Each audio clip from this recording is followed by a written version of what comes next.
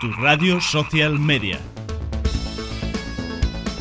Muy buenas tardes y bienvenidos a este quinto debate de Club en la Radio de Onda CRO. Hoy nos acompañan tres consultores de agencias asociadas a clubagencias.com.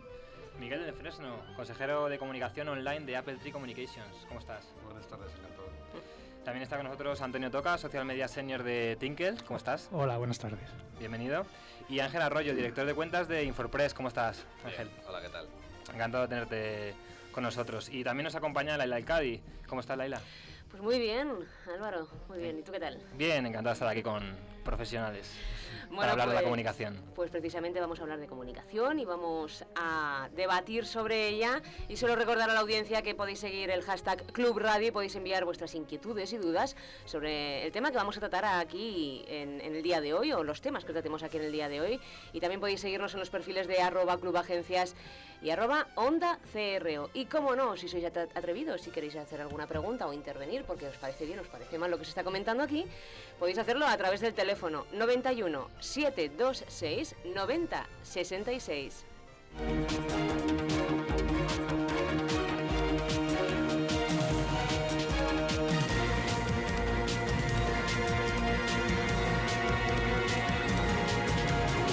El Club en la Radio, debatiendo sobre comunicación.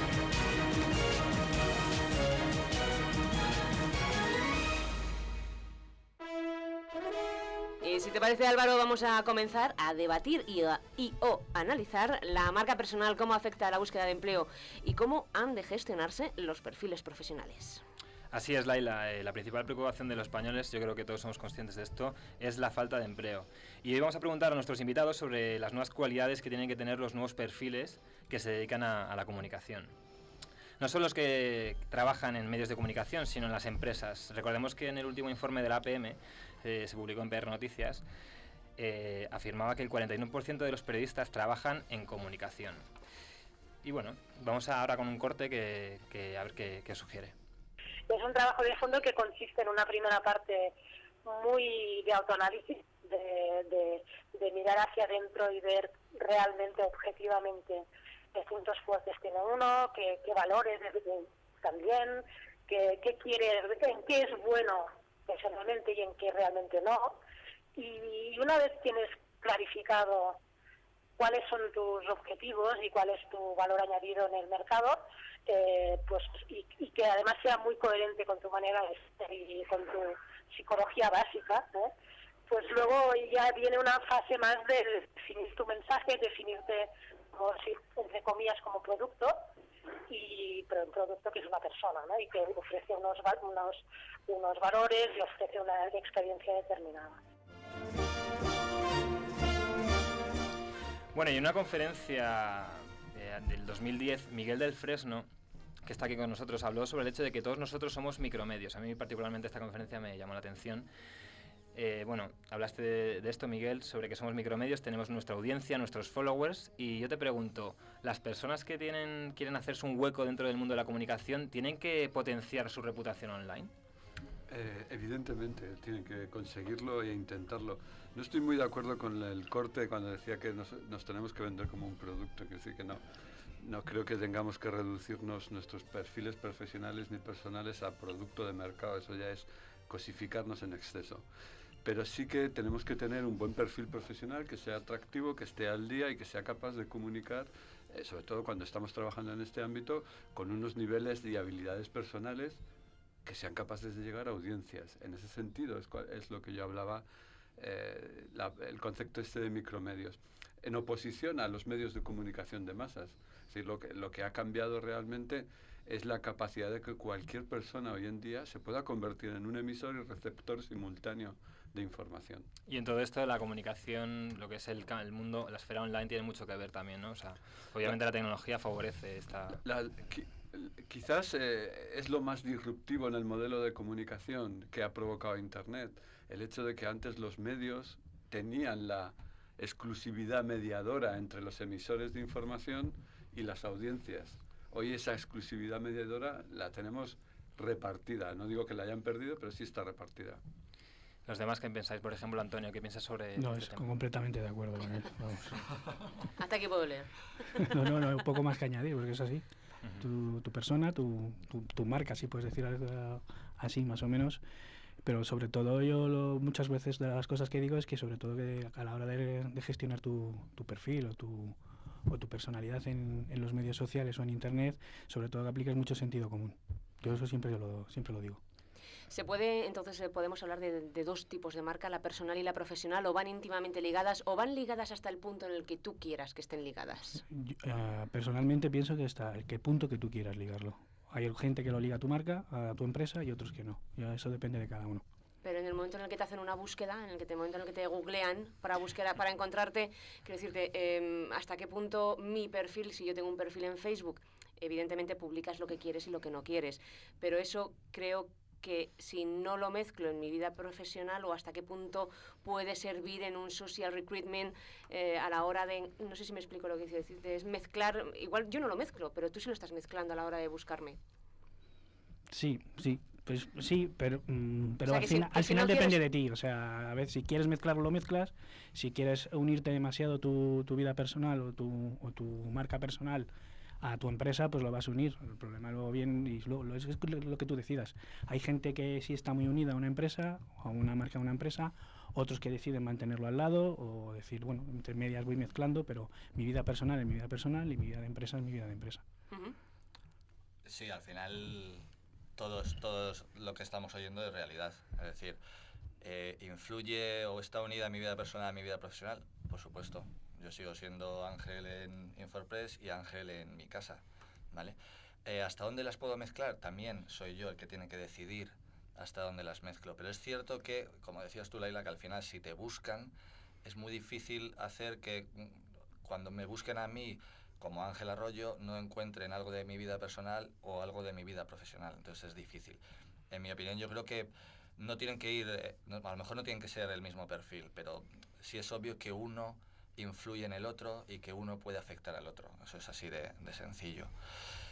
Tener uno o dos es decisión, como decía Antonio, es decisión de cada uno. Cada uno tiene los perfiles o lo gestiona como cree. Luego depende de la capacidad de cada uno de gestionar uno o dos, porque no siempre es fácil tener dos perfiles diferentes, uno para el trabajo y otro para la vida personal. Pero es que depende de cada uno. Al final es una decisión propia. Y hoy en día el profesional de la comunicación cree que tiene que potenciar más su perfil personal, diferenciarlo. Por ejemplo, Miguel, ¿tú qué piensas? ¿Es todo en uno? ¿Se junta todo lo profesional con lo personal? Yo intento que en mi caso no. Entonces, lo que sí que recomiendo a la gente cuando me pregunta es que gestione muy activamente y controle mucho lo que aparece en Internet como público. Más que personal y profesional, yo diría que es privado y público. Claro, eso sí. Entonces, yo cada cierto tiempo intento controlar que lo que aparece es lo que yo quiero. Yo no baso mi identidad personal en mi identidad profesional, pero podría ser el caso contrario, de que si basaras tu identidad profesional en tu identidad personal y viceversa. Entonces sí que recomiendo que no publiquéis nada de lo que os podáis arrepentir. Paso número 1, no publiques lo que no quieres que se sepa. Claro. Es muy obvio. Al final te lo encuentran, ¿sí? Claro. Segundo, antes de publicar algo personal, piénsalo. ¿Qué efectos o consecuencias puedes tener? Porque la tecnología tiene implícito su propio accidente, inevitablemente. En el momento que aparece cualquier tecnología, aparece también su accidente. Entonces Internet no iba a ser distinto. Entonces, simplemente que cada uno controle que lo que sale es lo que quiere que salga y no que esto fluya sin control. Pero pongamos, por ejemplo, que yo voy a ir a un concierto una noche, y hago una foto del bar de tapas en el que estoy al lado esperando para entrar en el concierto. ¿Esa foto puede perjudicarme como marca personal? Quiero decirte, a la hora de que alguien confíe en que si soy buena periodista, si dejo de ser buena periodista, si, bueno, es que, claro, es que has estado en una vinoteca, ¿sabes? Bueno, es como diciendo, no sé cómo explicarlo. Esa respuesta no tiene respuesta en absoluta sí o no, depende. Claro. Y depende de ti. Tú eres la que te tienes que dar esa respuesta. Claro. Si tu posicionamiento es de consumidora gourmet y estás en un bar de barrio tomando un bocadillo, pues a lo mejor te perjudica. O no, o no. Pues eso creo que quiere decirte que la decisión la tienes que tomar tú. Claro. No es sí o bueno o malo, cierto o erróneo en abstracto, es en tu caso. Ah, todo es muy personal entonces, ¿no? Claro, y es eso, es decidir lo que es privado y lo que es público. O sea, puedes unir tu vida a tu profesión, es obvio, porque eres la misma persona, pero si algo que haces en tu parte privada la pasas a la pública, deja de ser privado. Entonces tenemos que diferenciar entre lo que queremos que conozca todo el mundo o que pueda conocer todo el mundo a lo que queremos para nosotros mismos. Y eso es lo que no hay que sacar de ahí. Y os pregunto ahora, bueno, ahora hay estudiantes, gente que quiere dedicarse a este mundo de la comunicación, del marketing, chicos, chicas, todo. Me quería preguntaros, ¿qué cualidades tienen que tener ellos? De cómo se pueden desarrollar en Internet, de potenciar a lo mejor estos perfiles de Facebook, de Twitter, para intentar hacerse un nicho y una marca personal digital. ¿Cómo vosotros lo veis desde vuestras propias agencias? De cada uno veis una agencia diferente, de la Sociedad Club de Agencias, ¿cómo lo veis? ¿Alguien empieza?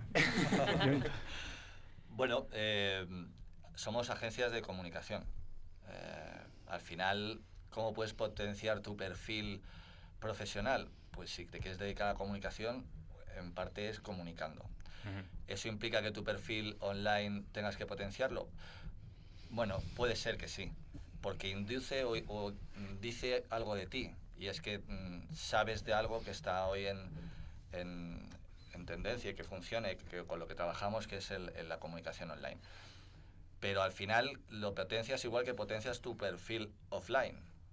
Me explico, es decir, tú quieres potenciar tu perfil para darte a conocer en un sector profesional, sea offline o online. Si potenciar tu perfil comunicativo offline y online es bueno para tu profesión, hazlo.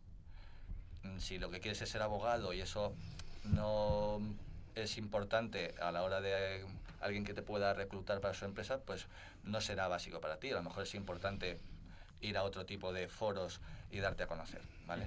Pero si lo que quieres es dedicarte a la comunicación, sea tradicional o sea online o como se llame, tendrás que potenciar tus perfiles de comunicador.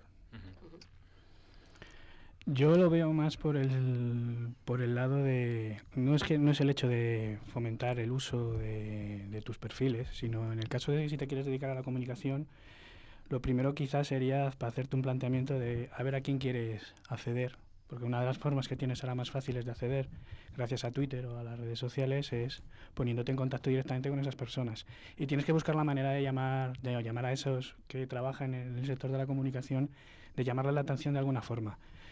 Yo, por ejemplo, ¿en qué me baso si alguien me puede interesar o no puede interesar para el trabajo? Verdaderamente, el hecho del tipo de estudio que haya tenido me da poco más o menos igual, porque yo lo que voy a buscar es si esa persona verdaderamente está apasionada por querer participar en comunicación, por poner el ejemplo de la comunicación, y qué es en sus redes sociales o en sus perfiles sociales lo que ha ido a lo largo de un tiempo, que a mí me ha llamado la atención y que me ha permitido seguirlo, saber qué va contando.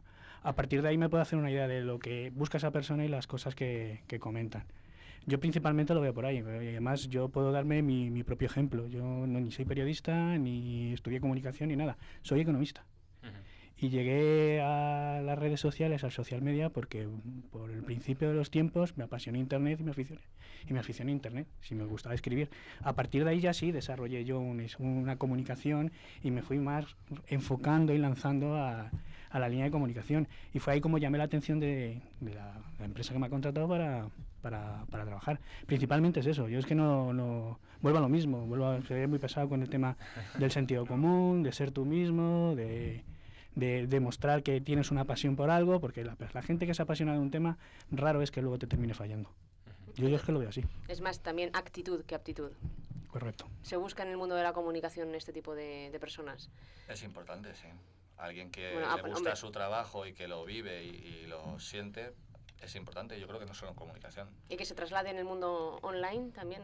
Sí. Es importante que se pueda recibir esa percepción por sus tweets, por sus comentarios en foros. Antonio lo decía, al final el mundo online dentro de comunicación es nuevo. Comunicando se lleva muchísimo tiempo. En online se lleva X años, 10, 20, no sé, ¿vale? Alguien que te demuestra que se mueve y que siente la comunicación online y que lo vive y que le gusta, al final te está diciendo que eso le mueve. Eso en una empresa es importantísimo, porque tienes a un profesional que le gusta lo que hace y se va a desvivir o va a hacer lo mejor que sepa y que pueda su trabajo con sus clientes y para la empresa. Al final puede ser, en tu caso Antonio, economista, o puede ser abogado o periodista, pero al final si lo que le gusta es hablar de, no sé, de comunicación online y de relaciones con clientes, pues en eso seguramente tenga una ventaja con aquel que no le gusta. ¿Y estaríamos hablando de que existen dos tipos de reputación? ¿La online y la offline? O porque si no estás en Google... A mí me dijo una vez un headhunter que te googlean. A pesar de que es ilegal. Bueno, ¿Es ilegal? ya, bueno, sí, pero lo hacen. Vale, Ya, entonces... por eso te decía antes que es mucho mejor mantener el control de lo que sale ahí. Claro. De lo que sale. Correcto. Pero entonces... De hecho, es ilegal que lo usen, ¿no? Que algo que vean en Google lo usen para... O peor aún, que lo malinterpreten. Claro. Como ha habido casos de gente que por tener una fotografía en una fiesta interpretaron que estaba completamente borracho y no lo estaba. Claro. O sí, no lo sé, pero lo que quiero decir es que una imagen es susceptible de ser interpretada en función de quién lo mira.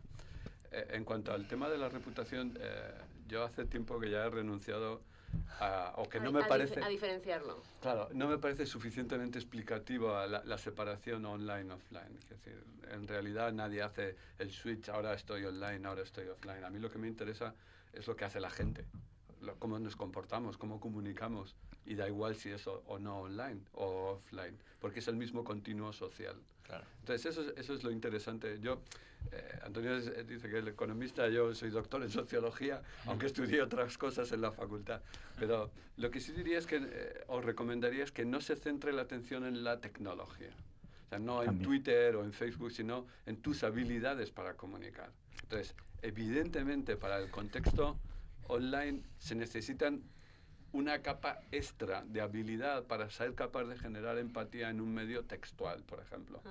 Y, por ejemplo, ahí está demostrado que para tener éxito en Twitter, digamos que para captar atención en Twitter se necesitan más habilidades comunicativas que para Facebook. Por eso es más exigente. Entonces, no todos los medios son iguales, no todos exigen determinado tipo de cosas o de habilidades, pero sí que la comunicación no presencial necesita de una capa de habilidades para generar empatía en un contexto no presencial. ¿Me he explicado? Sí, perfectamente. Te has explicado muy bien. Bueno, a mí me parece muy interesante este tema porque, no sé, al fin y al cabo es lo que se dice muchos consultores, ¿no? Que la comunicación está ahí, los seres humanos necesitamos comunicarnos y quizá pues el que es más profesional es el que es capaz de, a lo mejor, afilar este tipo de habilidades, ¿no? A lo mejor de Twitter, Facebook, pero quizá, por ejemplo, hay nuevos perfiles que yo a veces, pues no, leyendo en todo lo que es internet, por ejemplo, el community manager. ¿A vosotros qué os sugiere? ¿Es una nueva figura? ¿Es algo que va a ir hacia adelante? ¿Cómo lo veis dentro del sector de la comunicación? Yo voy a decir, yo tengo claro que es gestor de comunidad. Luego, el que quiera venderle más cosas, que se las venda, pero es gestor de comunidad. No hay más vuelta. ¿Tiene que saber de comunicación? ¿O simplemente ha de seguir las pautas que le digan desde el área de comunicación? Tiene que ser capaz o tener las habilidades de gestionar una comunidad. Es que no hay más vuelta de... Ahora tendríamos que entrar a definir lo que es comunidad. Claro, no, pero bueno, teniendo en cuenta que tiene que tener unas habilidades para gestionar esa comunidad, esas habilidades han de ser comunicativo, ha de ser resolutivo, ha de tener un poco de psicología para saber cómo responder y cuándo responder. Y no solo eso, imagínate el idioma. Puedes estar en una comunidad que hable en 3 idiomas. Necesitas manejar los 3 idiomas. Y además necesitas manejar los códigos simbólicos que se generan dentro de la comunidad. Qué complicado. Creo que muchos community managers no saben esto.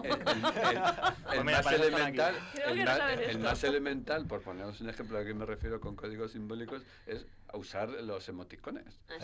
Eso sería lo más elemental. Pero también cada comunidad desarrolla su propio código de lo que es aceptable y no es aceptable. Eso lo tienes que captar muy rápido.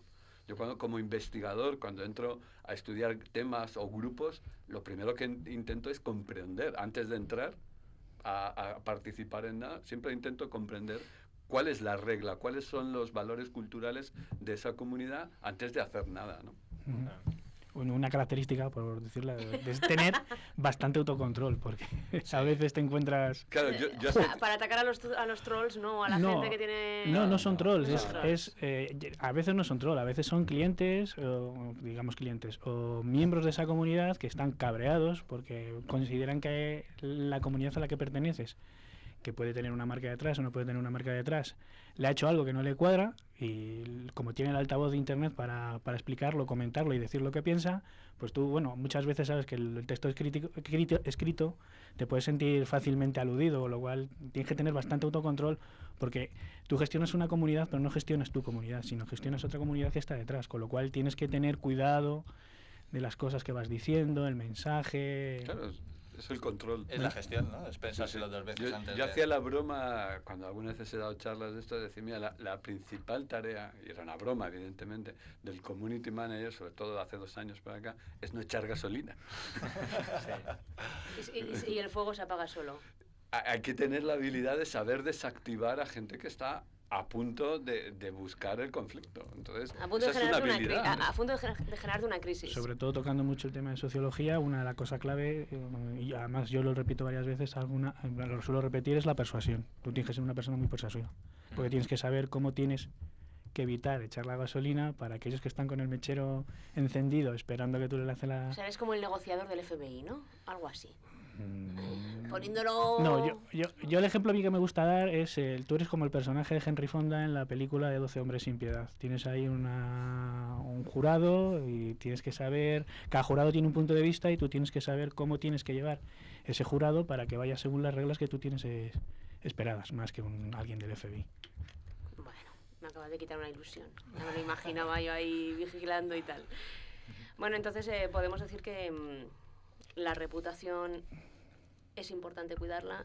Estos gestores de comunidad, que son los community managers, forman un papel importante para que tu empresa tenga esta reputación. Correcto. Eso sí, pero los mensajes que dan son a través de ellos mismos o tienen que tener un equipo de comunicación detrás, un social media strategist. El papel del social media strategist dentro de la reputación. ¿Funciona? ¿No funciona? Como en cualquier despliegue, si queréis, personal y empresarial, tienes que tener unos objetivos. Sobre esos objetivos tienes que establecer una estrategia y después de la estrategia tienes que tener la táctica. Entonces, evidentemente no puedes ir andando a ciegas, tienes que tener una dirección. La reputación no sé si se puede controlar. Podemos intentar gestionarla, pero dar cuenta de una cosa importante. La reputación es una percepción que los demás tienen de nosotros, sea real o no. Yo como investigador, a mí no me preocupa si es real o no. Yo lo que me gusta decirle a mis clientes, tu reputación, la percepción que hay entre tus audiencias es esta. Otra cosa es si coincide o no coincide con la autopercepción que puede tener una marca. Puede haber disonancias llamativas en muchas ocasiones, pero lo más importante es que el marketing no es una batalla de productos, es una batalla de percepciones. Y eso es lo que hay que intentar comprender y después intentar gestionar. Sí, Miguel, bueno, has dicho que la reputación no se puede gestionar, pero... lo que no se puede controlar. No se puede controlar, perdón. No se puede controlar. Pero en el tema de...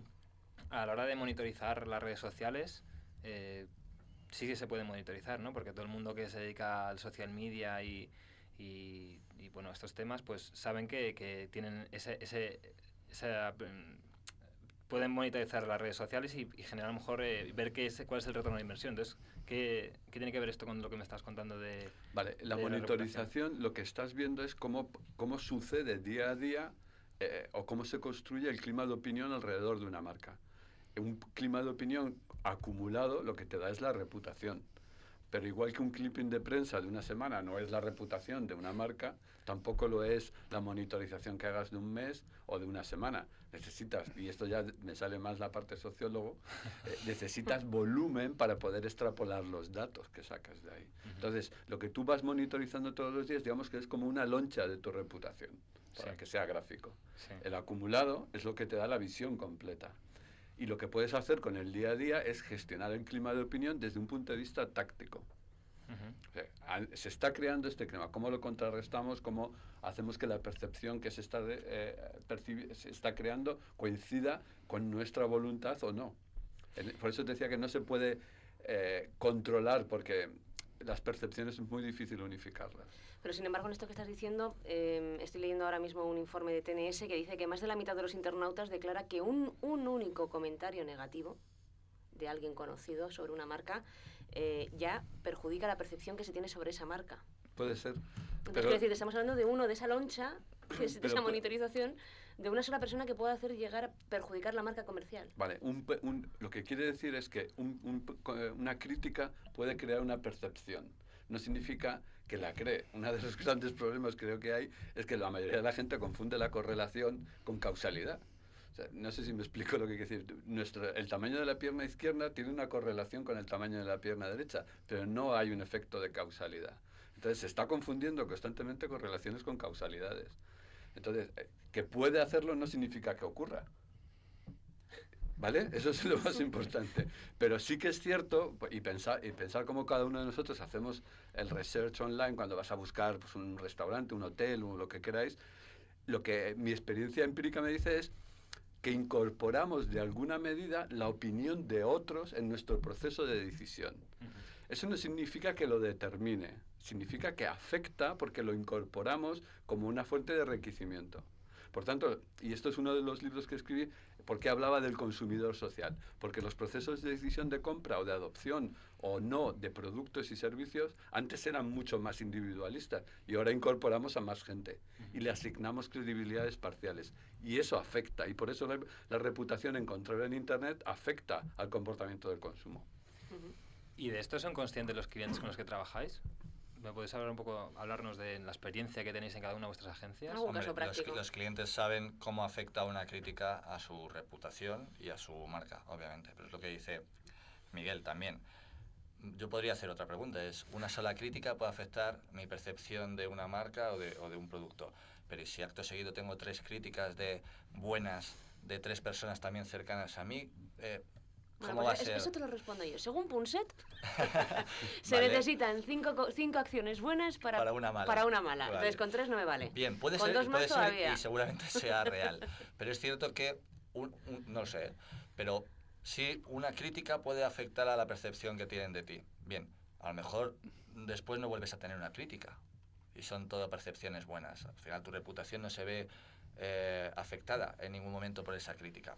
El problema es cuando no es una crítica y son muchas, ¿no? Eso dice que algo está pasando en esa percepción general que tenemos que al final genera nuestra reputación. Si vemos esas críticas es cuando tenemos que actuar. No podemos controlarla, pero sí podemos intentar actuar, intentar mediar para que esas críticas vayan desapareciendo o minimizándose y afectando menos a mi reputación de marca.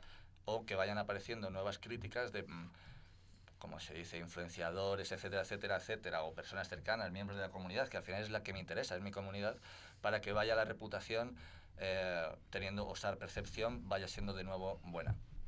Se trata de eso, al final. ¿Y la opinión de los influenciadores o de los influencers, influenciadores, aspirantes a gurús, realmente puede perjudicar o beneficiar a una reputación? ¿Se busca estos influenciadores por parte de las marcas para aumentar su reputación? Silencio con caras pensativas. Afectan, obviamente. Pero ¿en Te qué medida? acercas. Es que es muy interesante lo que planteas, porque la pregunta es cómo se define un influenciador, o sea, cómo lo identificas. Claro. Alguien que sabe muchísimo más que tú puede no influir. Alguien que hace pocos tweets pero que tiene muchos seguidores. Bueno, el tema del cuantitativo lo dejamos para luego, pero la gente que está demostrado en sociología y sobre todo en el análisis de redes sociales, que los que más influencian no son necesariamente los que más saben de algo y más estatus ocupan en un nivel de conocimiento, sino los que saben algo más que la media. Porque siempre apreciamos los que se parecen mucho más a nosotros, pero no demasiado, porque si saben demasiado, se nos quedan lejos y Son no los nos influyen. listillos, son los listillos, ¿no? Entonces, dentro del análisis de redes sociales hay muchos factores de influencia. Por ejemplo, el popular, alguien que tenga muchos seguidores, pues es alguien popular, pero no tiene por qué ser necesariamente influyente. Hay otras personas que funcionan como puentes entre redes sociales y son los más eficaces distribuyendo la información, la verdad o la falsedad, los rumores o las verdades. Entonces, es muy interesante cómo representamos en una red social que tiene que tener un determinado contenido, Por ejemplo, imaginaos, podríamos representar una red social de gente que se presta dineros unos a otros, pero también una red social criminal. O podría haber muchas. Entonces, cuando tú representas una red social, puedes identificar quiénes son. O sea, no todos son influyentes en todo, sino en función de unos determinados contenidos que circulan entre los nodos. Y de hecho yo creo que el más influyente no siempre influye a la masa. Influye a otros 5 que están un peldaño por debajo de él, que son también influenciadores, y que al final son los que se procuran expandir el mensaje. Como en racimo, ¿no? Claro, o sea, el que tengamos muchos seguidores en Twitter o en Facebook dice que, pues, que tenemos muchos conocidos o que nos siguen. Habla de la por lo que popularidad. sea. Habla de la popularidad. Pero básicamente es popularidad. Claro, no dice cómo influimos. Podemos tener 30.000 pues porque nos llamemos X, ¿vale? Pero a lo mejor lo que decimos no le llega a nadie. El tema de la influencia es un poco difícil, ¿no? La influencia es algo básicamente cualitativo. Entonces, cualquier cosa como cloud, que yo he publicado algún post que lo ridiculizaba mucho porque demostré que un bot de una ardilla tenía un cloud altísimo y solo publicaba frases tontas, era jim, jim, jum, jum, snook, snook.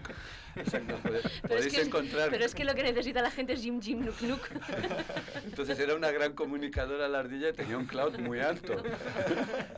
Entonces, claro, te das cuenta que es eso, que en realidad Cloud no intenta identificar realmente influenciadores de verdad, sino gente que tiene un nivel de actividad muy alto, cuantitativo, en la red. Y entonces, claro, aquel bot de la ardilla, aquella influyente, pues como publicaba mucho, tenía un bot un cloud muy alto. Pero tienes, muchas veces los clientes te pueden llegar y venir y decir, es que, porque oyen campanas, muchos y no saben dónde específicamente, y te dicen, no, es que tiene un cloud de 100 y un per index de 2.500. Hoy mismo Expansión publicaba un artículo de los abogados más influyentes y el periodista había puesto el cloud.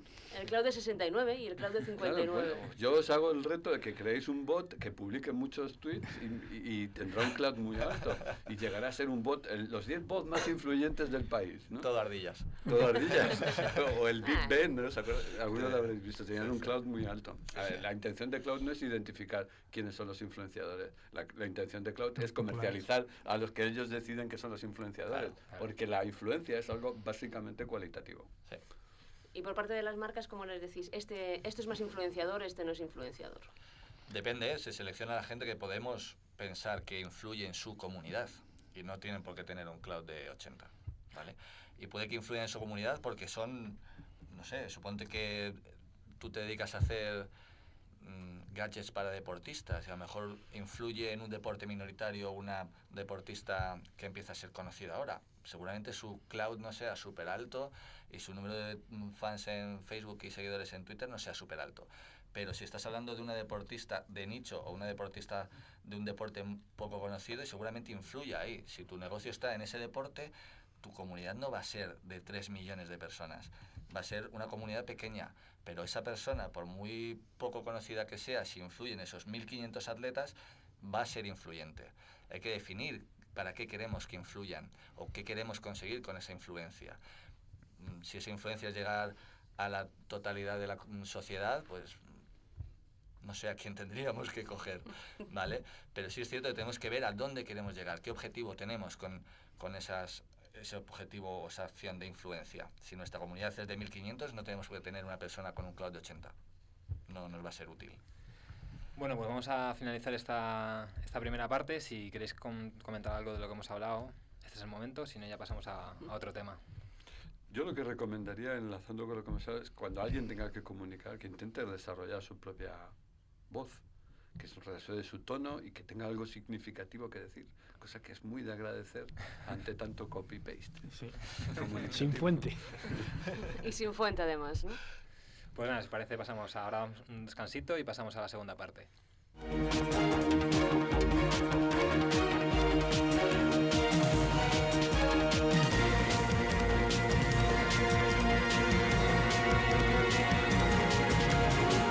El Club en la Radio, donde la comunicación es más.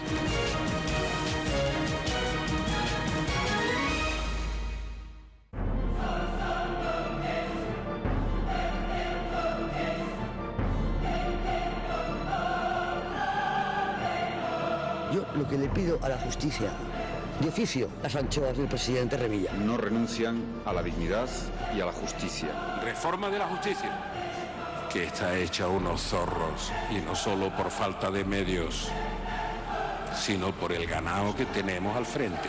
Yo quiero una justicia eficaz, rápida e independiente. No quiero bermejos ni condes cumplidos. Y ahora toca hacer justicia. Todos los lunes analizamos la actualidad jurídica en Onda Ley.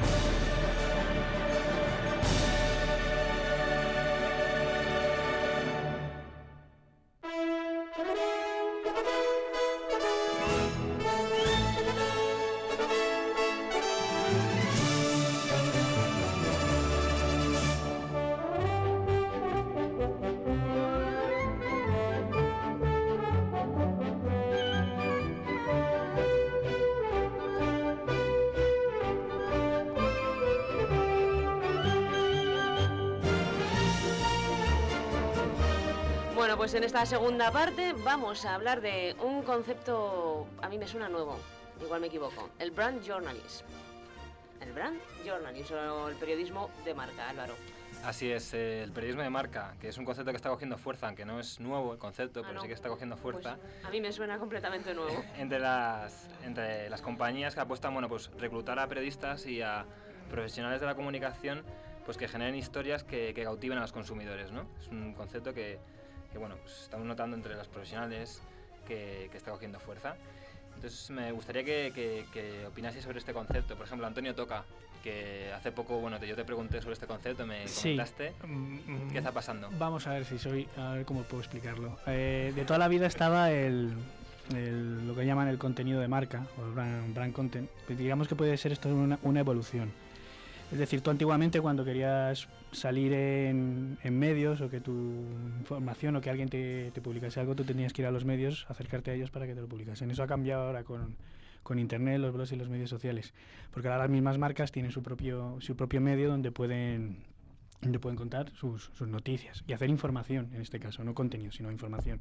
Entonces lo que se ve es, en este caso lo que se intenta explicar es que hay... Los periodistas tienen ahora otra línea de trabajo, no solo el hecho de participar en un medio, sino que pueden acercarse a las propias marcas y las marcas ser lo suficientemente listas como para generar en contenido que tenga valor o que dé información. Es decir, yo no tenga que irme a un medio para que me generen una información relacionada sobre un tema determinado, cuando una marca desde su propio medio, a través de una persona que se haga un trabajo verdaderamente de valor añadido, me genere esa información que me aporte.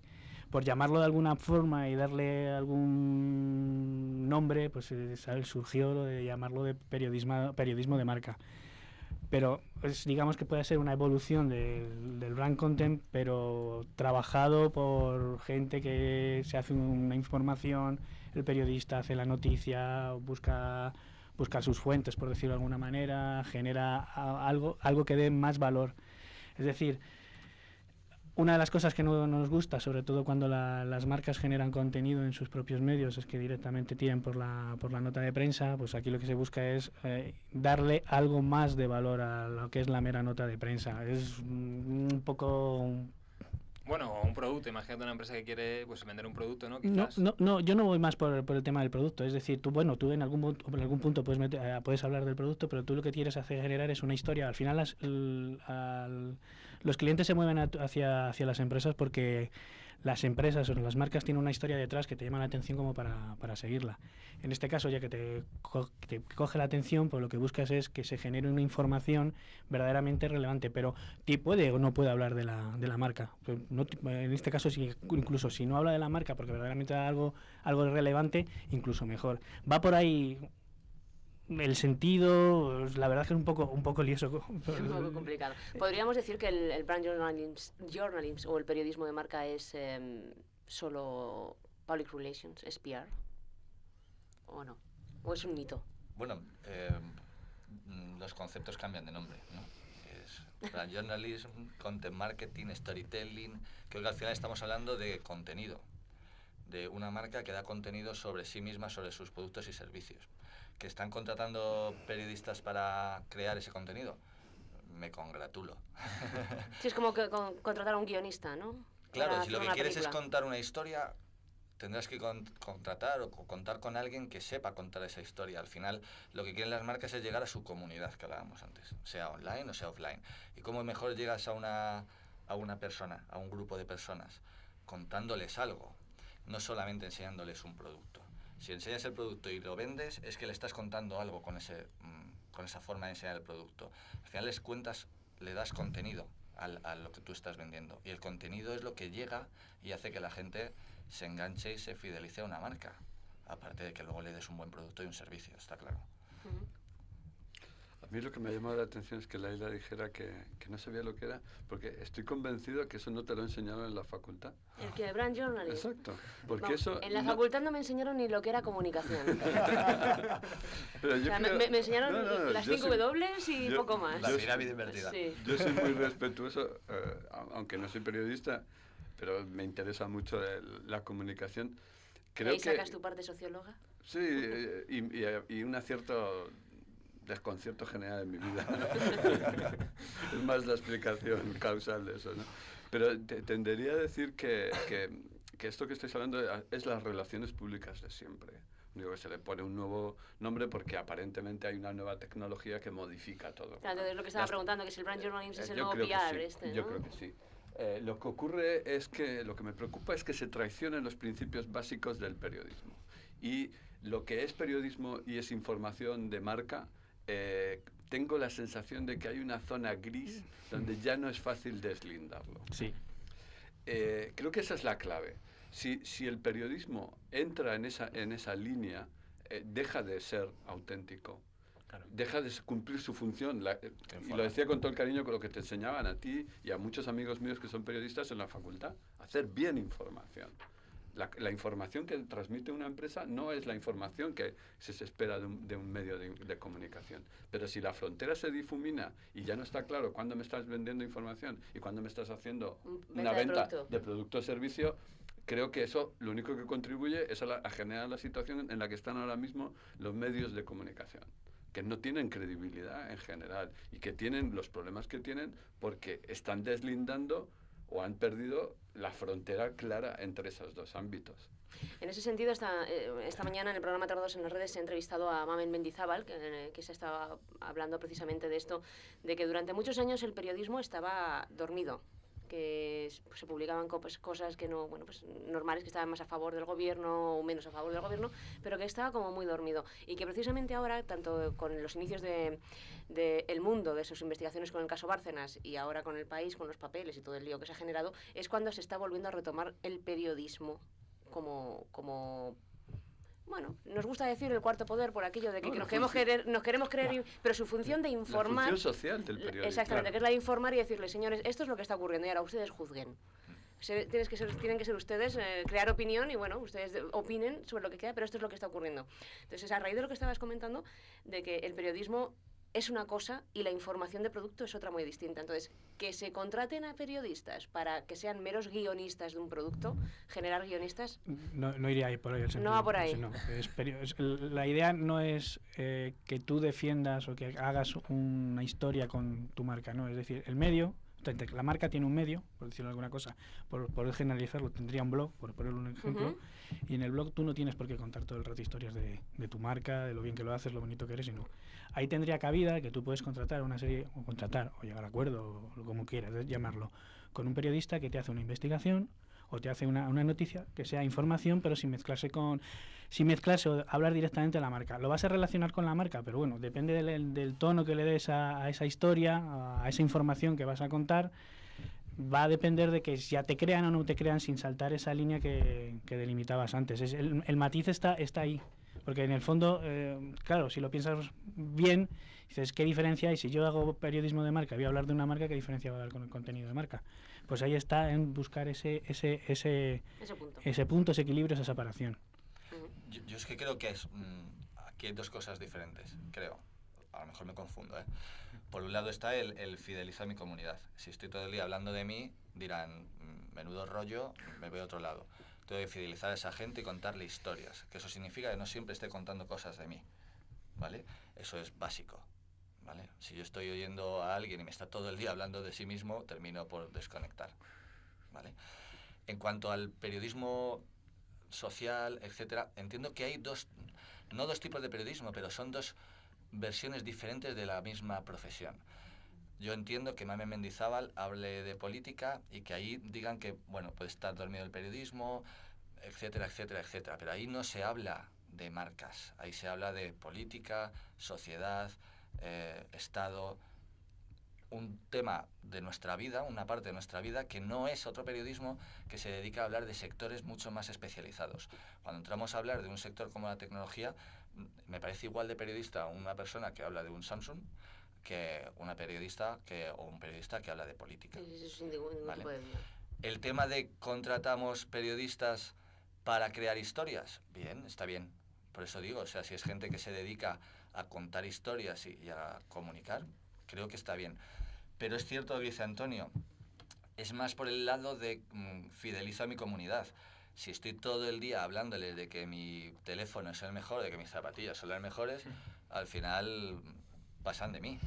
Entonces tendré que tener gente, no sé si periodistas, marketingianos, abogados, sociólogos o matemáticos, que sepan escribir, pero tendrán que contar historias, porque esa historia es la que fideliza al lector, oyente, etcétera, que al final es la persona que me interesa, que es un miembro de mi comunidad. Una de las cosas que estoy leyendo en un blog americano que habla sobre brand journalism, dice, el brand journalist no tiene intereses en la marca. Dice, esto es como decir que el editor tradicional no tiene intereses en la reputación de su propio negocio. Dice, esto es un mito. Intereses hay en todos los lados.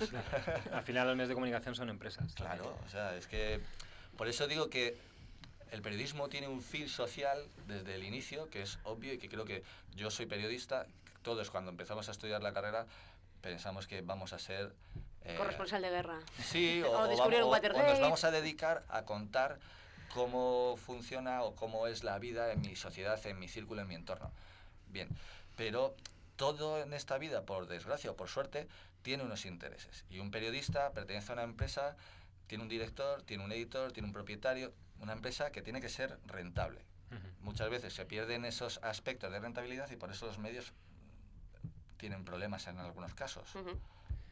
¿Y no será ahora, en la situación actual en la que nos encontramos, que los medios están en una fuerte crisis?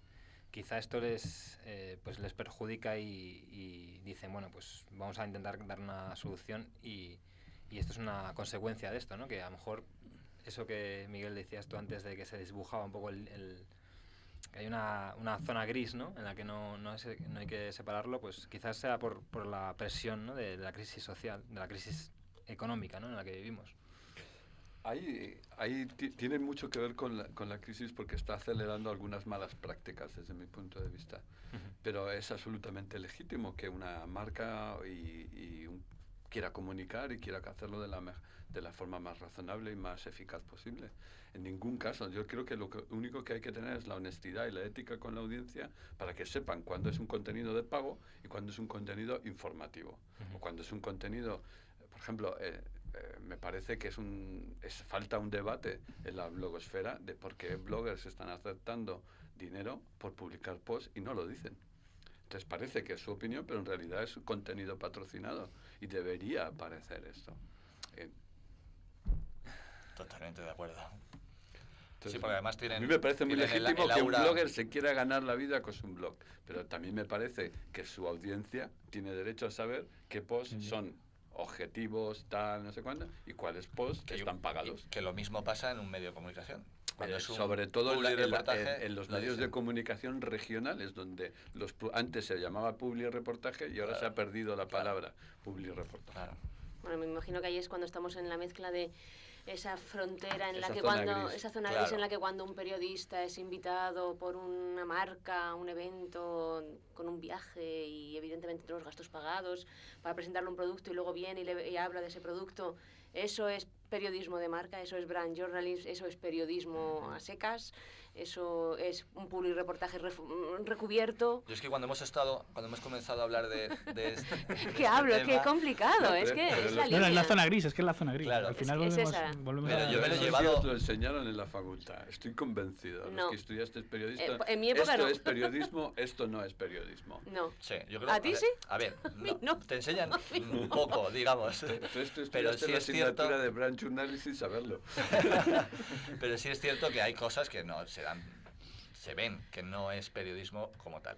Yo cuando empezábamos a hablar del brand journalism, me lo llevaba a la empresa, porque no lo veo en un medio, por lo que tú dices. Un medio tiene que ser libre, neutro, objetivo y contar una información y dar información, para entretener o para informar. Bien, que hablamos de periodismo de marca con esos contenidos patrocinados. Bueno, bien, es otra cosa. Yo lo tomaba por el lado empresarial. Yo creo que si hablamos del medio y hablamos de contenidos patrocinados, no es que esté difusa la zona gris, es que no existe. Es decir, deberían ser dos cosas diferentes. Por eso lo que tú decías del blogger, de que todos les percibimos como expertos, que hablan de un tema porque les gusta, están apasionados, que veíamos antes, y ahora hablan de un tema sin decir que les han patrocinado, que es igual de respetable que cualquier otra cosa. Sí, pero cuando ahí es donde en la zona gris... Claro, pero cuando te dejan, por ejemplo, una marca, te deja un producto para que lo pruebes y lo testees, y tú escribes sobre ese producto, ya sea bueno o sea malo. Tienes que informar de que eso es así, simplemente. Claro, a mí me ha pasado que han contado que un producto era malo. Sí, sí. Y en aquel momento no me sorprendí, dije, joder, qué buen periodista. No, o sea, él estaba ejerciendo su profesión.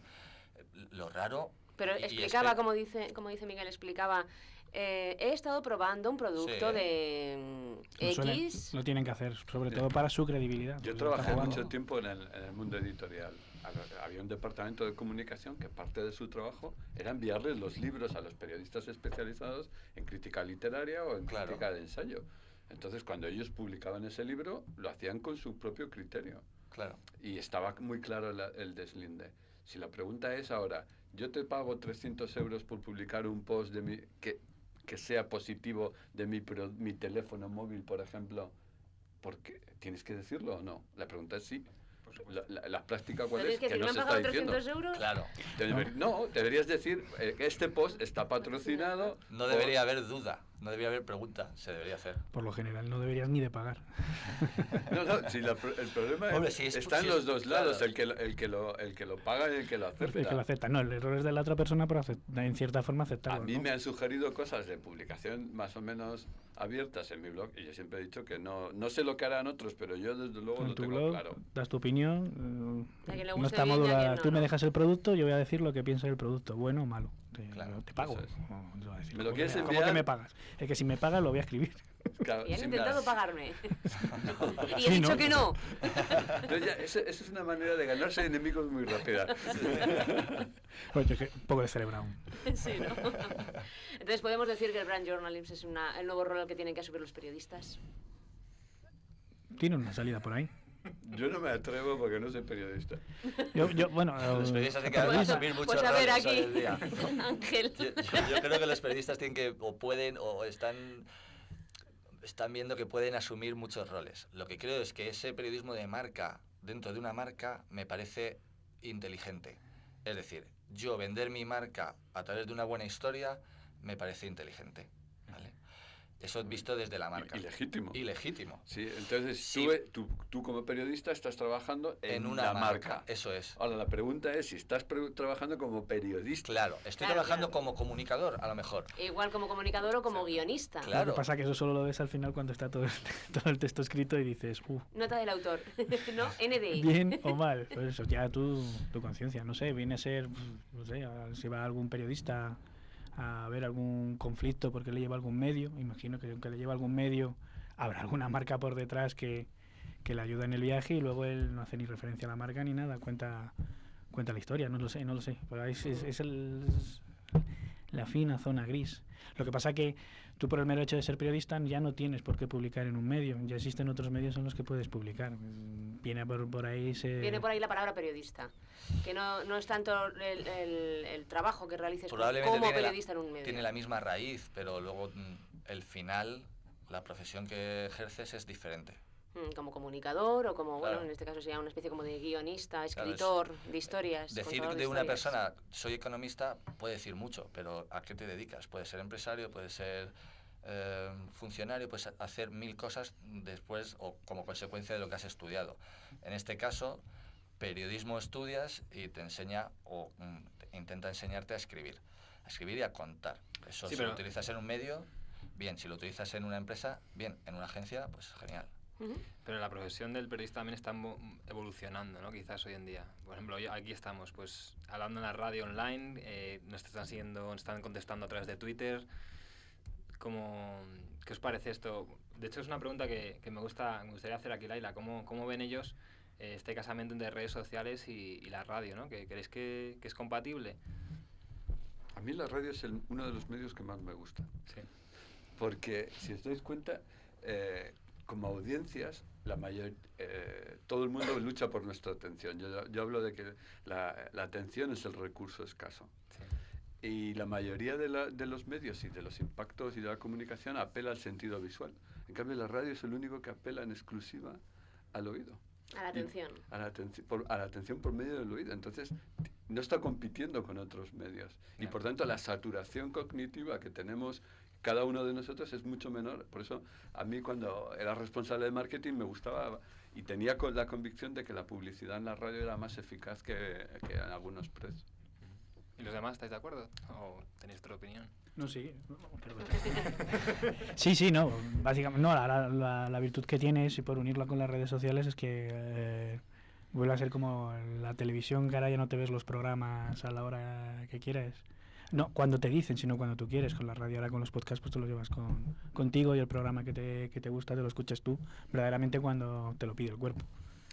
Salvo si vas en el coche. Bueno, ya está yendo en el coche. Y que gracias a Internet luego tienes incluso la posibilidad de ver esta intimidad que antes no veías. Exacto. ¿no? Y comentar. Cómo estamos hablando, cómo estás sentado, cómo es realmente el despliegue de la comunicación en una emisora. Sigue siendo radio.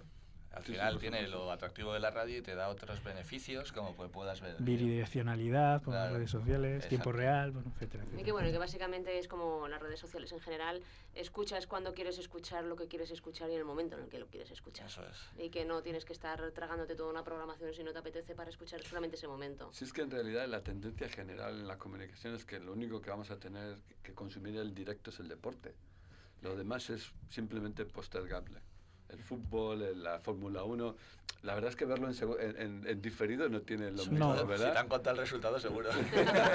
Por eso, esa es la clave. Todo lo demás es postergable. Solo quizás el deporte y algunos acontecimientos en directo son los que realmente ¿Y alguna noticia necesitamos. informativa? Sí, eso por supuesto. Alguna noticia, pero el resto de magazines son perfectamente, y entrevistas son todas perfectamente... Al final cada uno decide qué ve cuándo. Daos cuenta que uno de los fenómenos... Y que escucha cuándo.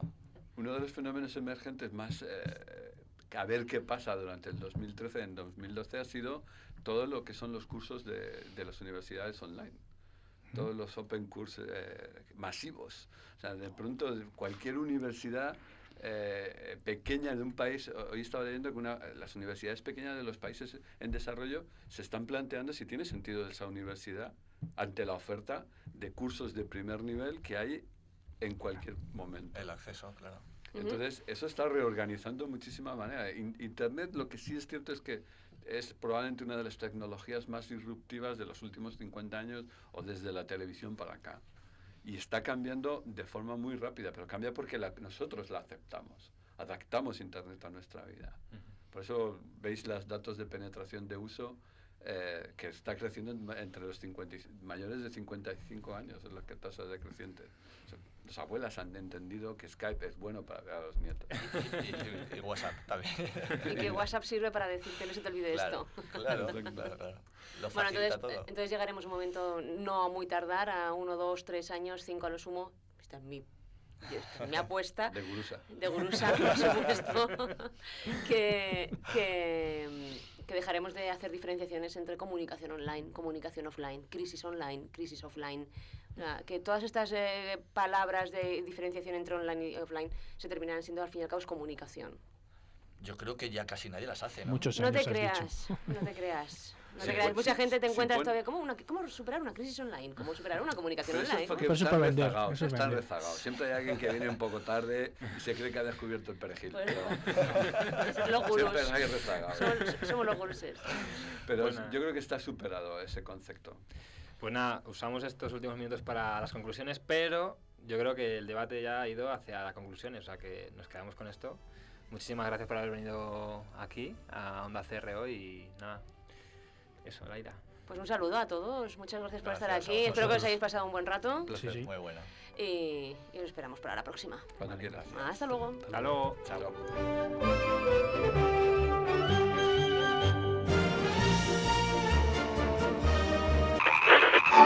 Tu radio social media.